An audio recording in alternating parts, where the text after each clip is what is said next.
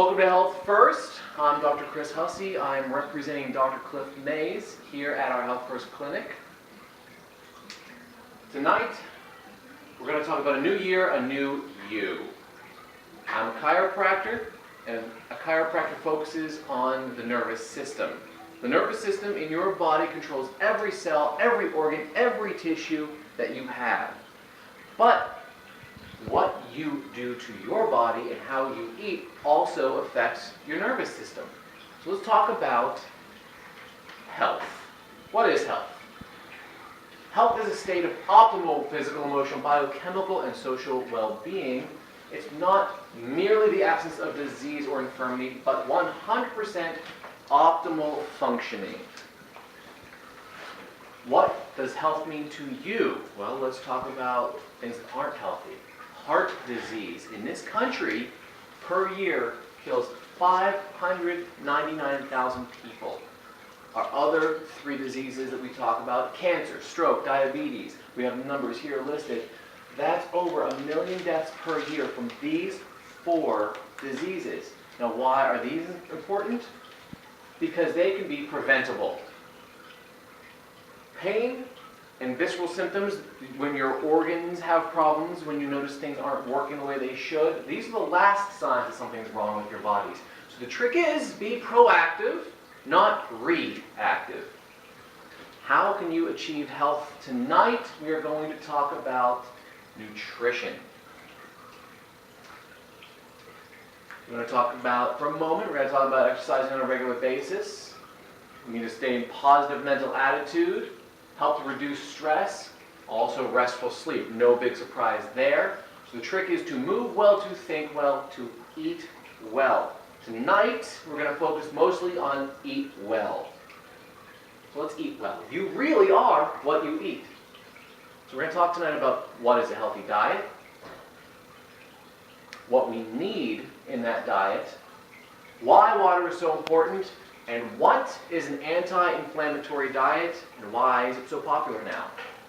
So what we need, 3 macronutrients: carbohydrates, proteins, and fats. You've probably all heard these words, but we need to have them in proper proportions, and everybody can make sure that their phones are on silent or vibrate, please. That would be awesome. Otherwise, theme music will happen. We need to talk about recommended daily intake. So let's talk about healthy diet. Fruits, vegetables, whole grains, reduced fat dairies, lean meats. We need to keep low in saturated fat, cholesterol, sodium, and added sugars. These are things we've all heard before, I'm sure. Again, we need to eat within our calorie needs per day. The average, you maybe heard this, is 2,000 calories a day, give or take some. A new trend is to consume more meals at smaller portion sizes throughout the day. The old trend used to be big breakfast, big lunch, big dinner. Now we're trying to move towards moderate breakfast, small healthy snack, moderate lunch, small healthy snack, moderate dinner. And a nice pattern to try at the supermarket is to shop the edges. As soon as you come in the door and you start walking around the edges, that's where you're going to find your fresh fruits, vegetables, meats, other products are on the periphery of the store, are the healthier, less processed or non-processed foods, whereas in the middle, on the shelves, that's where you're going to find your boxed goods, your dried goods, your processed foods. Carbohydrates. 2 forms, simple and complex.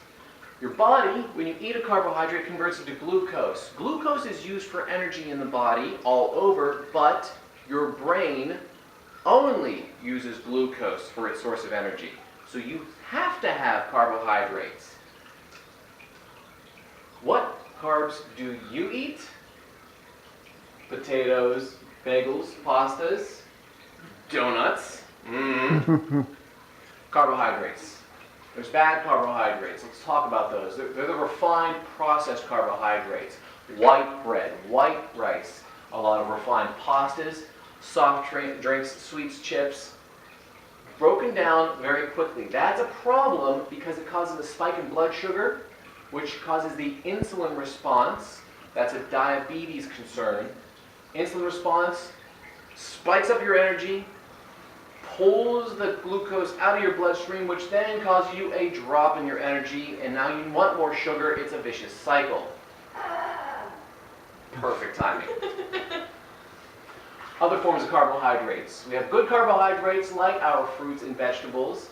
You can get them fresh or frozen. Obviously, the ones that come in a variety of colors. Whole grains, as you see over here. Very high in fiber. Broken down slower.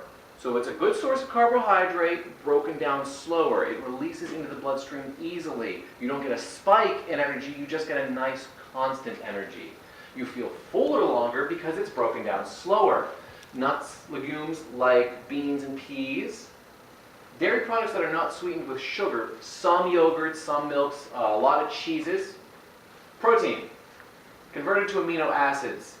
Amino acids is very important for your whole body. It's used in every cell, every tissue, every organ. It is the building block that is you.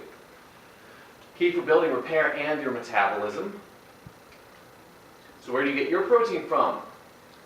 The easy, quick, fast foods. That's right, fast foods. Or these kind of meats. Again, as you see, these are the ones that you can easily get at the edges of your supermarket. Proteins, more lean meats, fish, seafood, poultry, grass-fed beef. There are grain-fed varieties of meats, but just like for us, you take in a lot of grain, too much grain, not good. So we want a natural source of food for our animals so that when we eat that animal product, we have a healthier source of meat. Eggs, beans, peas, again, nuts and seeds, again, milks, cheese, yogurt, again. So if you're seeing a pattern here, beans, peas, nuts, seeds, milk, cheese, yogurt, these are nice, smart snacks throughout the day that you get both carbohydrates and proteins from. Slower breaking down carbohydrate, slower breaking down the protein. Keeps you feeling fuller longer, better for you. Soy, it's a big product in many countries throughout the world and getting popular here in America especially. Fats. Contrary to popular belief, you need fat in your diet. Have to have it. Good fats provide sources of essential fatty acids. Similar to amino acids, similar to protein breakdown, not the same, but similar. Good for cellular repair, good for your skin health, helps support your immune system. It's a lot of the cells that your immune system is comprised of. Many of the components come from fatty acids. They deliver the fat-soluble vitamins, vitamin D, vitamin A, vitamin K, vitamin E. Many of those are either antioxidant for helping to prevent cell damage. They're good for your bones, they're good for your skin. Very important that you have these fats in your diet. They're good for hormone production, going back again to immune functions. We talk about tonight the omega-3 fatty acids. We'll talk a moment about omega-6 fatty acids. They help lower triglyceride levels and blood pressure. Read that as they help lower the bad cholesterol in your bloodstream, raise the good cholesterol, and help keep your blood vessels healthy. They're also used as a fuel reserve and are good for lubricating joints and arteries, keeping everything moving, flexible, bending the way it should be. Fats, let's talk about them now. Good fats, we have oils like olive oil. Canola oil and sunflower oil are good. Olive oil is one of the best you can get. A lot of nutritional value, but you need to make sure that if you're going to cook with it, especially in a stove, that you don't burn the oil. Then you just start losing its benefit. Avocados, delicious food. Peanut butter, again, there's a lot of processed peanut butters out there. A lot of the big names and smaller names are now producing much more healthy, less processed peanut butters. You pay a little bit more for it, but it's a little bit better for you. Seafood, again, like salmon and tuna. Salmon is a big friend for both fats and proteins. Nuts, again, almonds, walnuts, and flaxseed especially. Fat types, mono and polyunsaturated. That just means that how they're broken down in the body. Typically, people think that the unsaturated fats are a little bit better for you in larger amounts as compared to the saturated fats. and the trans fats. Now here's the problem with trans fats. They're delicious, but they're not natural fats. They're actually processed. They're chemically processed fats. Your body is not equipped to break down trans fats. So it actually causes your body to react negatively. That's why a lot of companies now are telling you that they are not using trans fats, so they keep buying their delicious chips. But if you need to keep in mind the trans fats, if you ever see something that doesn't say, that doesn't add trans fats, you might not want to buy it. Proportions. No big surprise, you need to make sure that you keep a correct proportion of protein, carbohydrate, and fat intake, because getting off of a proper proportion leads to cardiovascular problems, diabetes, the potential for stroke, a constant feeling of fatigue, and other health problems. The average American meal now is 5 to 7 times too high in its carbohydrate versus protein load. So let's talk about suggested percentages. I could get there we go. Carbohydrates, they recommend 45 to 65% in a day, protein 10 to 35% of your total in a day, fat 20 to 35%. Now, newer research is strongly suggesting that you want to make sure that your protein is towards the higher end, closer to your 35%. Carbohydrates, keep it a little bit lower, closer to the 45%, and the fats between the 20 and 35. Why do we want to make sure that proteins are higher? What do proteins do for you? Energy. Energy. Good. Thank you. And you can break them down slower and longer. Less hungry. So you're less hungry. Very good. What he said. Proportions. The average person, they suggest 2,000 calories. So let's talk about carbohydrates, proteins, and fats, and the differences that you get from each single gram. 1 gram of carbohydrates, 4 calories. 1 gram of protein, 4 calories. But again, protein breaks down slower, so you get all the benefit of eating protein, just like a carbohydrate. Breaks down slower, doesn't spike your your sugars in your blood, for instance, so high. 1 gram of fat, 9 calories. So that's why we want to make sure we moderate general fat intake and keep our calories low, because your body will convert extra unused food and carbohydrate calories into fat to store, and then you end up getting this. Talking about sizes, serving of fish, 3 ounces, about the size of a deck of cards. A serving of pasta or dry cereal is about the size of a hockey puck, and a serving of fresh fruit about the size of a tennis ball or a standard small apple. Serving of butter is about the size of a poker chip, so about that big around and paper thin. So before you eat, look at your plate. Decide if what you're seeing is a good proportion and if you need to substitute some things to make it more balanced. And water. Big deal. Improves muscle tone, increases your energy level, improves lymphatic drainage, read that as the waste removal of your body, carries nutrients into cells, does aid in digestion, both helping to suspend the food that you're eating as well as carry it into your cells, decreases hunger, because a lot of times when your body says that you're hungry, you're really thirsty, because the area of your brain that tells you you're thirsty is the same area of your brain that tells you you're hungry. So many times people who are hungry, if you drink some water, you end up losing your feeling of hunger because you're really thirsty. Improves mental clarity. We'll talk about that in a second. Better skin tone. It is the easiest, the cheapest, and best way to quickly get on the path of a better health journey. Drink more water. Now, water in 5 percentages. It's the major chemical component of the body. 60% of body weight is water. 80% of your blood is water. It's a liquid. 75% of your muscle is water. 75% of your brain is water. This is why we say having enough water helps improve mental clarity, because it is literally the most of what your brain is made of. 25% of your bone is water, not just dry, hard material. So how much is enough? Simple. Let's say you weigh 160 pounds.